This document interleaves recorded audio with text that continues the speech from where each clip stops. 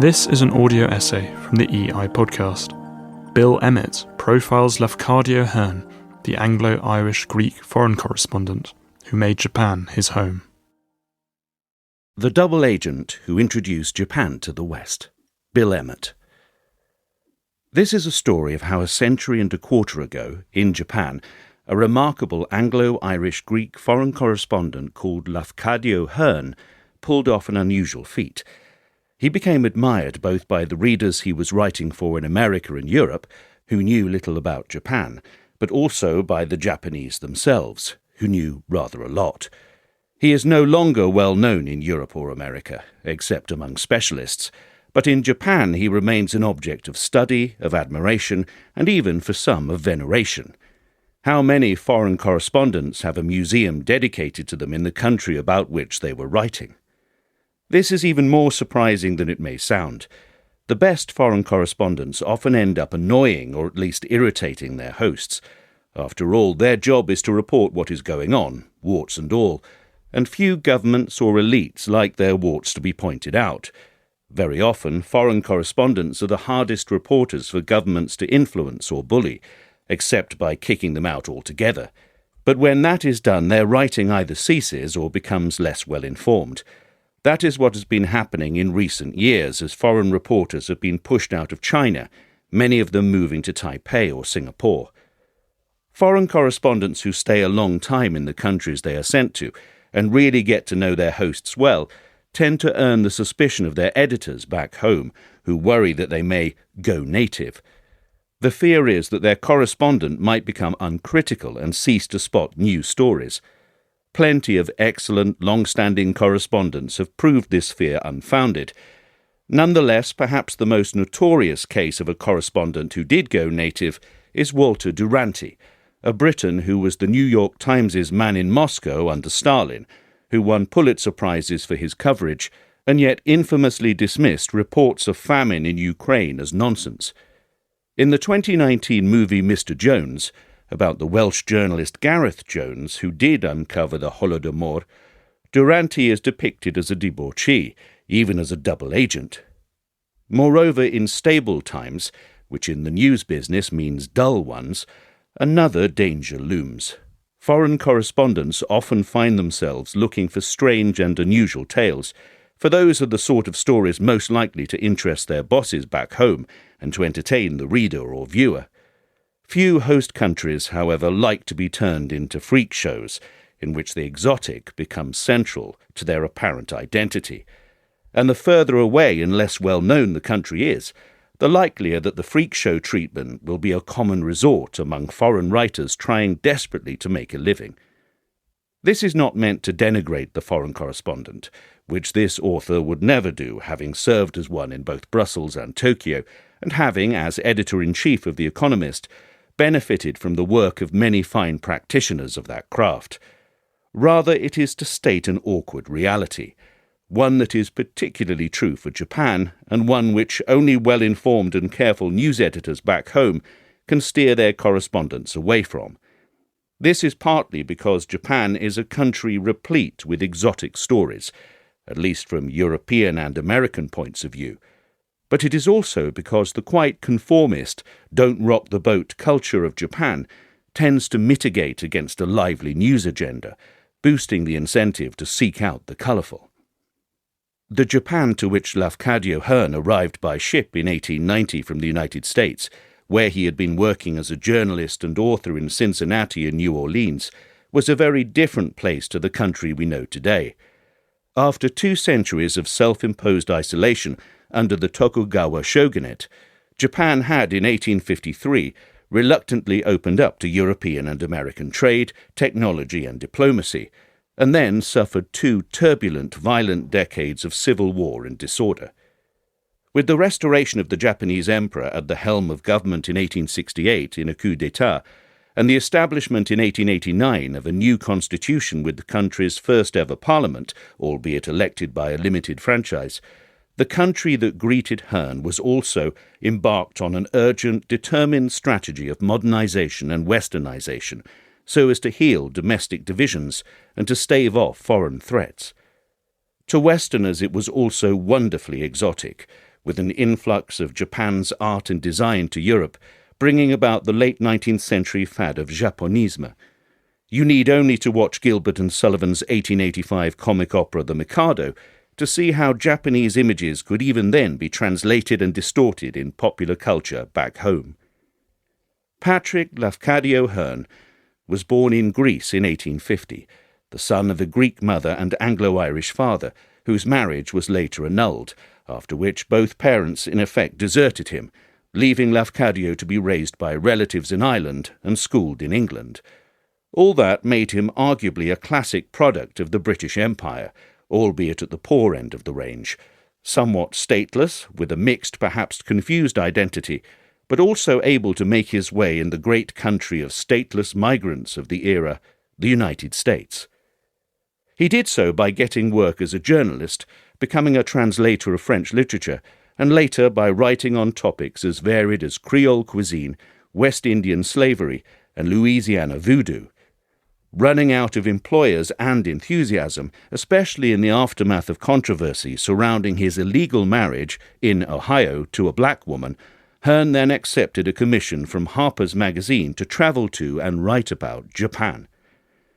The essential principles of Hearn's journalism, both in America and Japan, would be familiar to the many Tokyo correspondents today who are battling to get their stories published. Here is what he wrote about his approach in a letter to a friend. I think a man must devote himself to one thing in order to succeed, so I have pledged me to the worship of the odd, the queer, the strange, the exotic, the monstrous. It quite suits my temperament. To be fair, when in Japan, Hearn did not only follow that aspect of his temperament. In a strict modern sense, he also wasn't what we now think of as a foreign correspondent, as he fell out with his editors at Harper's quite soon after arriving in Japan, had to find work teaching English, and managed to make money from his writing chiefly through getting books published, rather than from writing for newspapers or magazines. But in an era when such news reports as existed were sent by seaborne mail, and when readers had little knowledge of the countries being written about, books frequently satisfied the need for information, understanding and entertainment that media of all kinds satisfy today. In his most well-known books, alongside the odd and the exotic, he also sought to describe ordinary life in Japan. Quite a few books had, by the 1890s, already been written about Japan by Britons, Americans, and other foreigners who had arrived before him, whether as diplomats, teachers, engineers, or government advisers, but most were in effect travellers' tales rather than in-depth studies. Hearn's Glimpses of Unfamiliar Japan, 1894, and Japan, An Attempt at Interpretation, 1904, aimed both to paint a picture of Japanese society and to dig beneath the surface. Alongside those general works, however, Hearn also conveyed his versions of Japanese ghost stories, fairy tales, and religion, mostly collected for him by the Japanese woman Setsuko Koizumi, whom he married in 1891, a marriage which later led him to take a Japanese name, Yakumo Koizumi. Through his books, Kokoro, Hints and Echoes of Japanese Inner Life, 1896, In Ghostly Japan, 1899, and Kwaidan, Stories and Studies of Strange Things, 1904, he conveyed an image of a country steeped in the supernatural, one that blended the animist ideas of its Shinto religion with the more psychological spiritualism of Buddhism, and in which the real and the imagined seemed sometimes hard to tell apart. Contemporary Western readers of Hearn, like audiences of Gilbert and Sullivan, will have thought of Japan as a mysterious place, partly wonderful, partly weird, partly entertaining. What Hearn also told them was that the Japanese were a people one could admire, one could be interested in, but whom one could never really understand properly. He lived in Japan for the last 14 years of his short life. He died in 1904 at 54 years old, took a Japanese name, and built a Japanese family of 4 children with Setsuko, but never mastered the Japanese language. Arguably, he idealized Japan, while always feeling it was impenetrably different from the Europe and America that he knew. Hearn was far from the first to view Japan as both different and exotic. Indeed, 600 years earlier, another sort of foreign correspondent, the Italian Marco Polo, had reported the existence of a country he called Zipangu, or the Land of Gold, which he had never visited but had been told about during his visit to Beijing. The king's palace, said Travels of Marco Polo, is roofed with pure gold, and his floors are paved in gold 2 fingers thick. Perhaps we should blame his ghostwriter, Rustichello da Pisa, for bigging up the rumour his employer had brought home with him. In modern times, Polo's Zipangu also came in handy as a term of abuse by a group of Japanese who became angered by what they saw as stereotyped misleading coverage in the New York Times in the mid-1990s by that newspaper's Tokyo correspondent, Nicholas Kristof. The group, who were themselves based in New York, used a blog and then a book, Japan Made in the USA, to attack Kristof as a new peddler of what they saw as Zipangu myths. This was, admittedly, a period in which Japan's economy and hence self-confidence had taken quite a dive. A previously all-conquering stock market had crashed, banks wobbled, and then new pain emerged in 1995 from a homegrown terrorist group, Aum Shinrikyo, that used sarin nerve gas on the Tokyo underground to kill 13 people, and from a devastating earthquake that same year in Kobe in western Japan. Nerves were raw, and perceived criticisms evidently unwelcome. Yet even at a less unsettled time, early in the new millennium, there came further evidence that a view of Japan as an exotic, even amusingly strange place could be unwelcome. I will illustrate this with an anecdote connecting Peter, now Lord Mandelson, and the filmmaker Sofia Coppola. In 2003, just after Coppola's film Lost in Translation, about characters played by Bill Murray and Scarlett Johansson finding themselves adrift and befuddled in their lives and in Tokyo, came out, I found myself attending a meeting of British and Japanese officials, scholars and business people taking place in Britain and chaired by Peter Mandelson. When we gathered for the opening session, Mandelson tried to break the ice by mentioning Lost in Translation. "Wasn't it wonderful?" I recall him saying. Some of the Brits nodded and chipped in. The Japanese looked stony-faced. Now, for some of the Japanese attendees, the blank reaction might have been embarrassment or just caused by jet lag, but I realized later that there was another reason. Coppola's film had gone down like a lead balloon in Japan. Although her main topic was the not-quite love affair between the characters played by Murray and Johansson, that story was set against a backdrop of Japanese exotica, or perhaps plain weirdness, ranging from a kooky whiskey advert that Murray's character was filming to funny mispronunciations to a bizarre nightclub. Japanese audiences and critics, for the most part, did not appreciate this. Some even found it racist. On the face of it, Hearn's depictions of Japan in the late 19th century might also have gone down like a lead balloon. This was a country seeking to modernize itself, after all, and to make itself strong and sufficiently unified to fight wars against China, 1895, and Russia, 1904 to 1905. Hearn did express some patriotic support for such Japanese nationalism, but at the same time his books idealized the Japan that was being left behind by a modernization of which he disapproved. Moreover, his view of Japan emphasized what he saw as inherent racial differences compared with Westerners, rather than differences of circumstance or stages of development. He and the British mentor who had helped him find his first teaching job, a language scholar called Basil Hall Chamberlain, fell out in part over whether it was nature or nurture that explained Japan's cultural particularities. Lafcadio Hearn was stubbornly racist, but also romantic. Crucially, he did not use his racial stereotyping to criticize or denigrate Japan, but rather to praise it. We can speculate that he may have preferred racial explanations of cultural difference because he thought them likelier to be resilient against modernization. He showed what might be said to be a vital characteristic of the foreign correspondent as double agent, a strong sympathy for those about whom he was writing. His timing was also fortuitous. The era was one during which Japan was experiencing momentous and rapid change, but in which the Japanese government was also seeking to use tradition as a stabilizing force. Just as the British historians Eric Hobsbawm and Terence Ranger wrote of the invention of tradition in Victorian Britain, so the leaders of late 19th century Japan were reaching back to imperial rule and to the Shinto religion to shore up, some would say, create, a Japanese national identity. A foreign writer such as Hearn, one with a strong sympathy for what he saw as traditional Japan, was therefore a useful validator.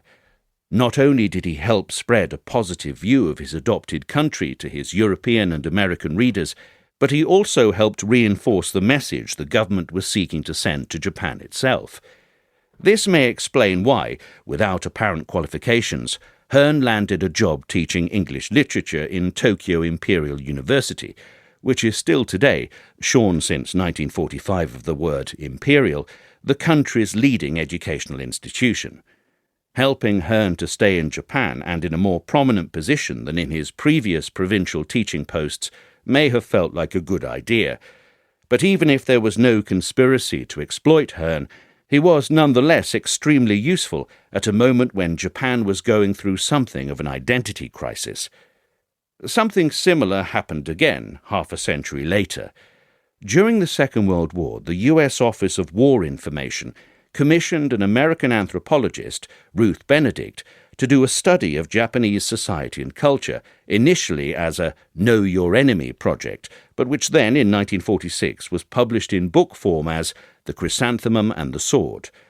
Benedict's book remains on the reading lists of many foreigners moving to live in Japan, but more remarkable is the fact that this book, by an American author who had never visited Japan, had by the late 1990s sold more than 2.3 million copies in Japanese translation, more than 6 times as many as it had sold in English.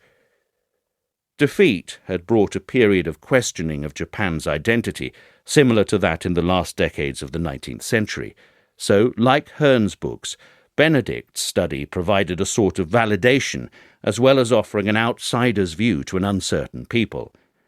Nonetheless, what is also surprising about that sense of validation is that Benedict's book, somewhat like some of Hearn's, can be considered guilty of summing up a large and complex nation with a series of sweeping generalizations, the most famous of which is of Japan being a shame culture, while the West is a guilt culture.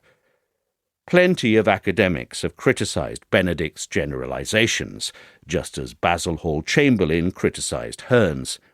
However, both Benedict and Hearn have nonetheless been embraced, notably by the strain of nationalist thought known as Nihon Jinron, the study of Japaneseness, which began in 19th century Japan, but which flourished especially after 1945.